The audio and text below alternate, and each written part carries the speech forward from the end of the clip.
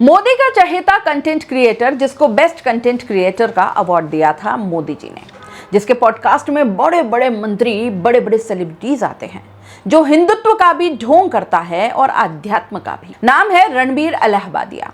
अब कंटेंट के नाम पर इसकी जो सोच है उससे हर किसी को घिन आएगी। ये कंटेंट और कॉमेडी के नाम पर कुछ भी करने को तैयार है। ये महाशय अपने माँ बाप को करते हुए देखना चाहता है और फिर उसमें शामिल होकर उसको हमेशा के लिए बंद कर देना चाहता है। ये इसकी सोच है। आप इसकी सोच देखिए। इसको जब ये कहते हुए इसकी माँ ने सुना होगा तो यकीनन इस पर काफी गर्व हुआ होगा ना, बहुत खुशी हुई होगी कि वाह क्या बेटा जना है, और ऐसे बेटे को जन के तो निहाल भी हो गई होंगी। इसके बाप को भी ये सुनकर, ये देखकर बहुत खुशी हुई होगी। और मोदी जी आप भी देख लीजिए अपने चहेते कंटेंट क्रिएटर को, जिसकी सोच आहा क्या बढ़िया है। पूरी दुनिया इस पढ़े लिखे जाहिल पर लानत भेज रही है। कौन है? तो कह रहा है कि नहीं साहब, इसने जो कहा वो बिल्कुल सही है। इसी के जैसा घटिया समय रैना ही कह सकता है, क्योंकि उसी के शो पर ये गया था, रणबीर इलाहाबादी। समय रैना का शो है इंडियाज गॉट टैलेंट, और उसमें ये भद्दा सोच वाला इंसान एक कंटेस्टेंट से सवाल पूछता है।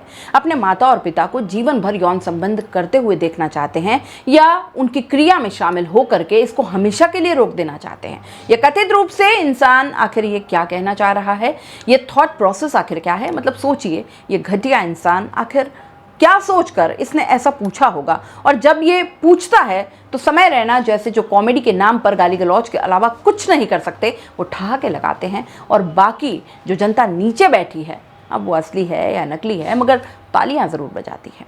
इस सड़ी हुई मानसिकता के इस मोगली पर क्या कोई सनातनी की भावनाएं आहत नहीं होती? क्योंकि इसने जो कुछ बोला है वो दरअसल इसकी विकृत मानसिकता का ही तो उदाहरण है।